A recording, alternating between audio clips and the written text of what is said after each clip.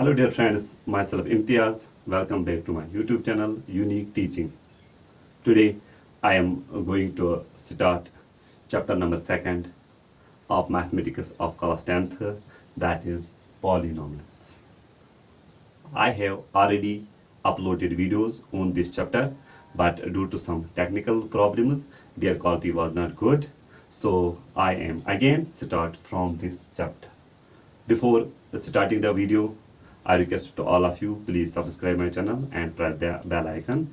Let us start the video. Polynomials.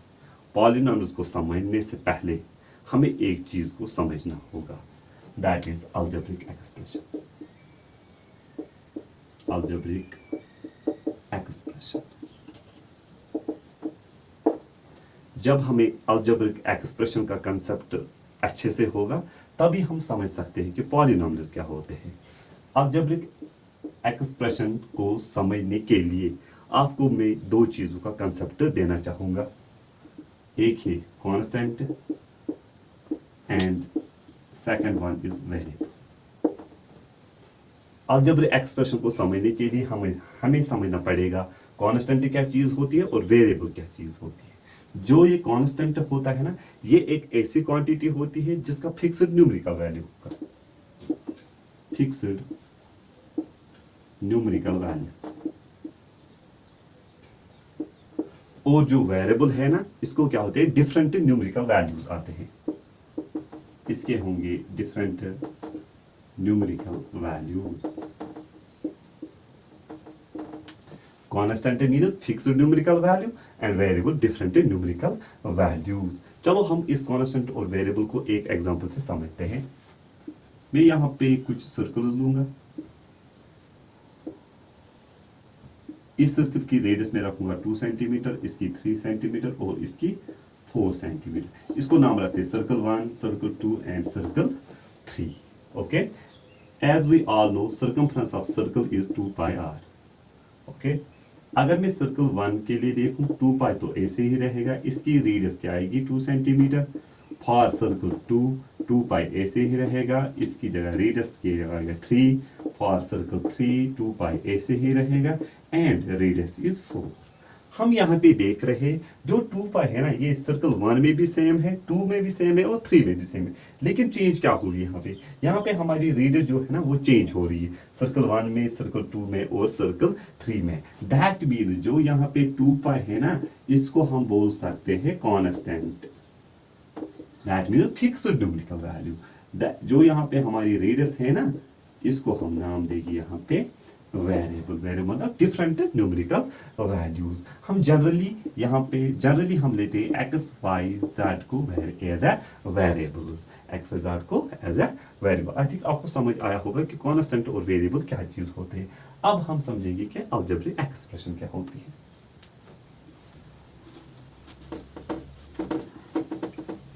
Algebraic expression. अगर मैं algebraic expression को simple words में डिफाइन करूं ना, then it is a combination of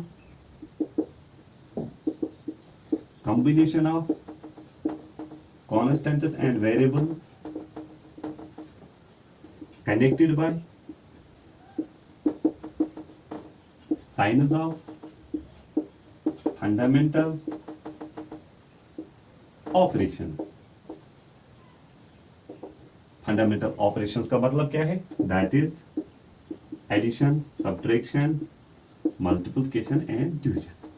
जो हमारी अलजेब्रिक एक्सप्रेशन होते हैं ये होती है combination of variables and constants. Connect होंगे, किससे कनेक्ट होंगे? साइंस ऑफ फंडामेंटल ऑपरेशन से कनेक्ट.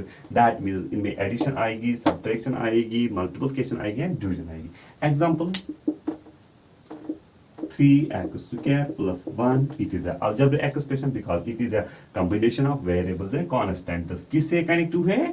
एडिशन से. ओके, ऐसे ही दूंगा 2x minus 3. It is also an algebraic expression. ये किससे कनेक्ट हुए हैं? किससे? सब्ट्रैक्शन से. ओके, ऐसे में लूंगा 3x cube 5x square. ये सभी क्या है? अलजेब्रिक एक्सप्रेशन से. अब यहाँ पे एक इंपॉर्टेंट पॉइंट जो हमेशा आप याद रखना, वो क्या है?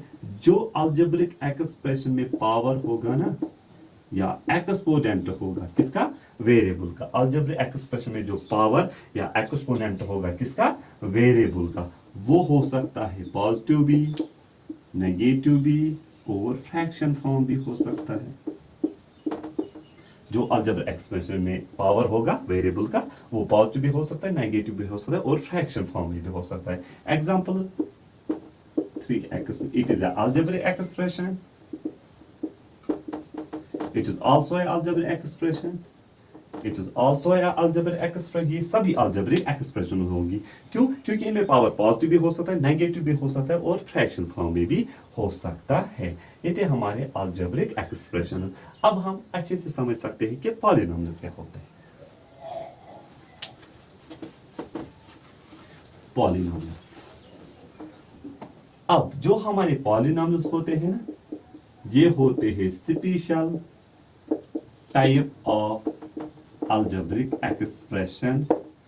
ये भी असल में अलजेब्रिक एक्सप्रेशंस होते हैं, लेकिन क्या होते हैं special type. Special type means कुछ डिफरेंस होगी। फिर डिफरेंस क्या है, where the powers of the variables are only the non-negative integers। Polynomial भी अलजेब्रिक एक्सप्रेशंस है, लेकिन एक डिफरेंस है, जो वहां पे वेरिएबल्स के पावर होंगे ना वो क्या होंगे, non negative integer. Non negative integer mean 0 1 2 3 4 and so on, that means whole numbers. यहाँ पे वेरिएबल्स के पावर होंगे, that is called a polynomial। इसी को हम पॉलिनोमियल। एग्जांपल्स हम समझते हैं।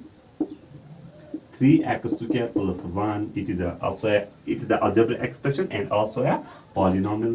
3x minus 2, 5x cube plus 1, ये सभी क्या है, पॉलिनोमियल्स है। ठीक है, ऐसे भी लिख सकता हूँ, it is also a polynomial। अब अगर मैं कोई सिंगल रियल नंबर लूंगा, कोई भी रियल नंबर सिंगल, √2 में लूंगा, √3 में लूंगा, ऐसे ही 5 में लूंगा, 7 में लूंगा। अब अगर मैं आपको बोलूं क्या ये एक्सप्रेशन है, क्या अलजेब्रिक एक्सप्रेशन या पॉलिनोमियल है, तो आप बोलोगे कि फिर यहाँ पे combination of variables and constants होनी चाहिए। यहाँ पे सिर्फ कॉन्स्टेंट है, लेकिन 5 को मैं ऐसे भी रिप्रेजेंट कर सकता हूँ। फिर इस 5 को ऐसे ही, फिर मैं इस 1 को x पर 0 की फॉर्म में भी लिख सकता हूँ, क्योंकि किसी भी नंबर को जब 0 आता है पावर तो वो 1 के बराबर है। दैट मीन ये मैंने एक्सप्रेस किया किस पे, combination of variables and constant. This also a algebraic expression and also a polynomial. अब अगर मैं यहाँ पे एक एग्जांपल लूंगा, 3x minus 2 plus 1। अब मैं आपको बोलूंगा, पहले मैं आपको बोलूंगा ये अलजेब्रिक एक्सप्रेशन है, आपका जवाब होगा हाँ ये अलजेब्रिक एक्सप्रेशन है, क्योंकि अलजेब्रिक एक्सप्रेशन पावर पॉजिटिव भी हो सकता है, नेगेटिव भी हो सकता है और फ्रैक्शन फॉर्म में भी हो सकता है। अब अगर मैं आपसे पूछूं क्या ये पॉलिनोमियल है, तो आप बोलोगे नो, नॉट ए पॉलिनोमियल, ये पॉलिनोमियल नहीं है। क्यों नहीं? क्योंकि जो इसका पावर है ना वेरिएबल, वो किस में आया, नेगेटिव में आया। हमें पॉलिनोमियल में कौन से पावर्स आनी चाहिए, non negative integers, only positive आने चाहिए। दैट फिर हम यहाँ पे एक बात बोल सकते हैं, हम बोल सकते हैं all polynomials are algebraic expressions, but all algebraic expressions are not polynomials. ठीक है, आई थिंक आपको ये समझ आया होगा कि पॉलिनोमियल असल में होते क्या है। अब हम देखेंगे एक पॉलिनोमियल की जनरल फॉर्म क्या होती है। General form polynomial,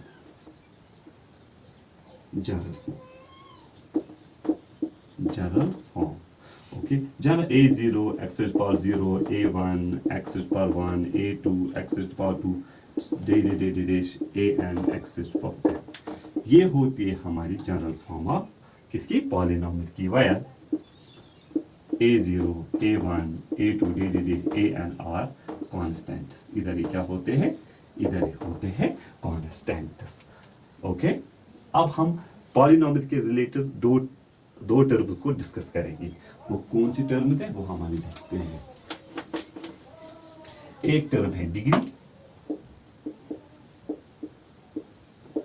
degree and coefficient of polynomial.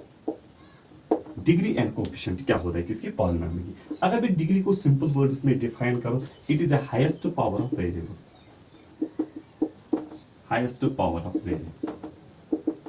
जो भी पॉलिनोमियल में वेरिएबल का हाईएस्ट पावर होगा वो उसकी डिग्री होगी। एग्जांपल,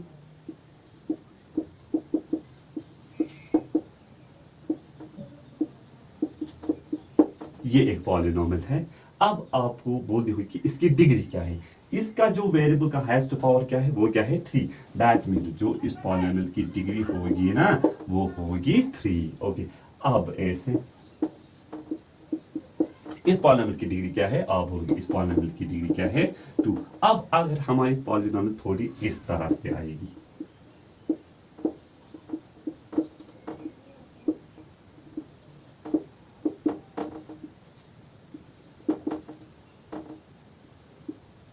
ऐसे हमारी पॉलिनोमियल आएगी। ऐसे मैं लूंगा यहाँ पे 2y, ऐसे मैं लूंगा। अब आपको इस ये भी पॉलिनोमियल है लेकिन ये पॉलिनोमियल इन 2 वेरिएबल है। अब आपको इसकी डिग्री बतानी होगी। क्या करोगे, देखो जब भी हमारी पॉलिनोमियल इन 2 वेरिएबल या 3 वेरिएबल में आती है ना तो हम उसकी डिग्री कैसे फाइंड करते हैं, हम पावर्स का सम करते हैं। जो भी यहाँ पे पावर्स होगा ना उनको हम सम करते हैं। पहले हम इसका सम करते, इधर आएगा 2, 3 + 2 = 5 और इधर आएगा 3 + 2 + 1 = 3। जो फिर हाईएस्ट सम आएगा ना वो इस पॉलिनोमियल की डिग्री होगी। दैट इज इसका हाईएस्ट सम है 5, दैट इज इस पॉलिनोमियल की डिग्री होगी 5। ओके, आई थिंक अब आज समझ आएगा कि डिग्री क्या चीज होती है। अब हम समझते हैं कि कोएफिशिएंट ऑफ पॉलिनोमियल क्या होता है। Coefficient of polynomial, coefficient of polynomial क्या होता है, ये एक ऐसा कांस्टेंट होता है, constant which is multiplied to the variable,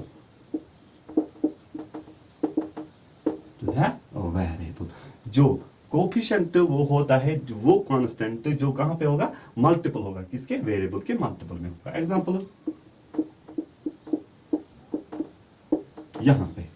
यहाँ पे मैं आपको बोलूंगा कोएफिशिएंट ऑफ x² क्या है, आप बोलोगे 3, क्योंकि x² के मल्टीपल में क्या है 3, आगे जो होगा इसके वेरिएबल के आगे जो होगा। यहाँ पे है coefficient of x is also 3, और वो नंबर वो कांस्टेंट जो विदाउट वेरिएबल होगा ना उसको हम नाम देते हैं कांस्टेंट टर्म, इसका हम नाम देते हैं कांस्टेंट टर्म। ओके, जब हम क्लासिफिकेशन ऑफ पॉलिनोमियल पढ़ेंगे ना आपको मैं बोलूंगा जो single number of real number होते हैं ना, सिंगल नंबर रियल नंबर, इसको हम कौन सी पॉलिनोमियल कहते हैं, ये कौन सी पॉलिनोमियल होती है, इसका नाम क्या होता है, वो मैं आपको तब बोलूंगा जब हम क्लासिफिकेशन ऑफ पॉलिनोमियल्स पढ़ेंगे। ओके, आई थिंक आपको यहाँ तक अच्छे से समझ आया होगा। यहाँ पे मैं अपना वीडियो